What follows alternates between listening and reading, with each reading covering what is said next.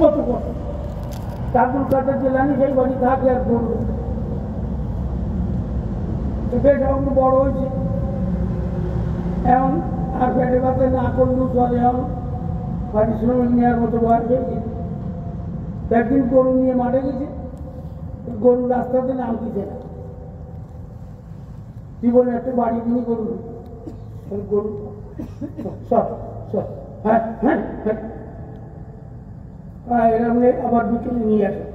সেদিনের গরু আর রাস্তাতে নামা দেবে বিলি, রাস্তাতে নামে কিন্তু খালি বাধা ধরে ঠেলতে ঠেলতে কতক্ষণ পরে গরু মুখ ফিরিয়ে বলতো, রে তোর কাজ কি এই তোরে গেল গরু দেখাল বেলা হঠাৎ যাবে, শুধু মাঝি দেখা গরু দেখালো দিব মাটি দেখাল করতো মানুষ আমার ছোটো দেখেন আমার সবাই আমরা তো গরু আমার তো বিচার হবে, আমরা ইচ্ছে মতো নামিয়ে দেয় যে আবার সন্ধ্যের সময় মালিকের বাড়ি ফেরত যাবো, তুই এই গরু দেখালো হবে না, মাটি দেখালো ওই গরুর শুনে বাড়ি চলে যাচ্ছে, বাড়ি মার কাছে কানে আমার গরু নিয়ে তুই কেন আমি আর ঝাড়াই করবো কেন গরু আমার ফিরিয়ে আমি বলি মাটি দেখান, আমি গরু দেখালো ছিল বলছি মাটি দেখানো দিকে যে যোগ্যতাটুকু লাগে আমার আমার সেই যোগ্যতাটা অর্জন করার সুযোগ করে দেন, আমি একটু বাগদাদে যাবো, হয়তো আল্লাহ রসুলের নাতিদের জায়গায় বসে আমি কোরআন শিখে মাটি দেখালো আমার সুযোগ। কিন্তু আব্দুল কাদের জেলায় আব্বা একটু আল্লাহ পাকের বলেছে, উনি কিছু অভিজ্ঞতার কারণে বুঝেছেন আল্লাহকে ফেলটা দিতে ফেলটা মানুষ হবে, এই জন্যই কিছু স্বর্ণের টাকা জোগাড় করে স্ত্রীর কাছে রেখেছে, একদিন এরকম আসবে ছেলেরা পড়া দিয়ে দিতে পড়বো এই টাকা করা গোসায় রাখো, এই দিয়ে তুমি লেখাপড়া শিখে। তো সেই সময় রেখেছে আম্মা তখন মনে বলছে ওর আব্বা তো টাকা রেখে দিয়েছে, আব্বা তো ভবিষ্যতের কথা কীভাবে আল্লাহ জানাইছে, দেখো যা বাজার কোন জায়গায় যাবো তাহলে বাগদাদে কেন বাগদাদে যাবো হিসেব করে দেখছে যে আমার আমি এ পর্যন্ত পশ্চিমা দেখি হাসানের সঙ্গে আব্বার মিল, হোসাইনির সঙ্গে আব্বার মিল, অর্থাৎ আমি সেই পূর্বপুরুষের এলাকায় যে আমি লেখাপড়া আপনি আমার সেই ব্যবস্থা করে দেন। তো ওই টাকা মাথায় বাঁধতে দিয়ে বলে যে বাজার যাও আমি তোমার ছেড়ে দিলাম আল্লাহর কষ্টে, তো মাটিকে দ্বন্দ্ব করো না, আর সত্য কথা বলবা, সত্য কথা বলবা আর কার সাথে দ্বন্দ্ব কথা আল্লাহ তোমার করুন যাও। মা দোয়া করে ছেড়ে দিছে, কিন্তু চলতে চলতে রাত হয়ে গেছে, পথে ডাকাতি করে দিয়ে ফেলেছে।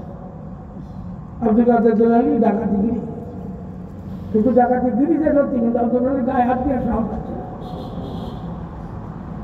এই কোথায় যাবো যাবো তো বাগদাদে কেন লেখাপড়া লিখতে যাবো, কোরআন লিখতে যাবো, এত ভর যাবো সেখানে থাকবা খাবার কি ভয় আছে? হ্যাঁ কি আছে তোর? আমার তো 40টা আছে মাথায়, আমার বাড়িতে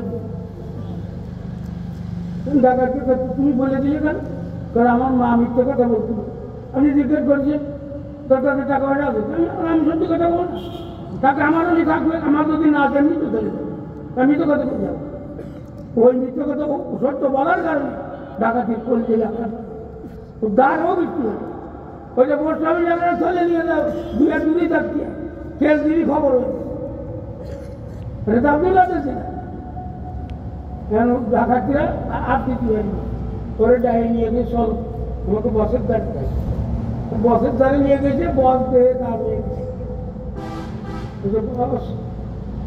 মাল তো আছে রাত দিতে পাচ্ছি না, ডায়ে নিয়ে যায় তো বস করেছি যে কি নিয়ে আইছি কারে নিয়ে আসি, আমিও তো করলে কাঁপতেছি কে দেয়,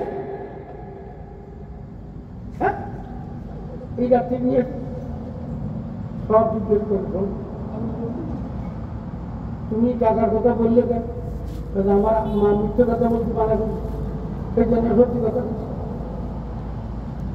ডাকাতি সরকার ওর কাজ এটা এক তো বলছে আমার যত শত সব ডাকি এক জায়গায় করি যে করে বলতেছে দেখ এই ছোট কচি বাচ্চা কোরআন হাদিস শিখতে যাবে। আম্মা বলছে সত্যি কথা বলছে। আর আমরা কত মানুষ মারলাম আর বুঝে বলে দিলাম, আমরা মা কথা তো আল্লাহর কথা শুনিনি। আর আড্ডা আড্ডি করলাম না, আমরা এসব খাবো আজকে।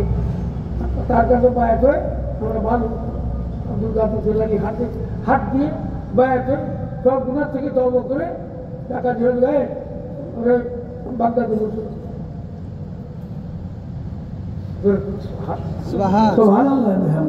এই গভীর রাতে আপনাকে জবরদস্ত একজন আল্লাহ পাকের বলি জীবনের সত্য গল্পটুকু আপনাদেরকে শোনায়। আমি চাই যে আপনাদের গল্পটা পরিচয় করে নিয়ে যার বাড়ি বসে যান। আল্লাহ তাআলা আমাদের যেন ওর উপর হিদায়াত নসিব করে সবাই আমিন। আল্লাহুম্মা আমিন। আল্লাহুম্মা আমিন। আল্লাহুম্মা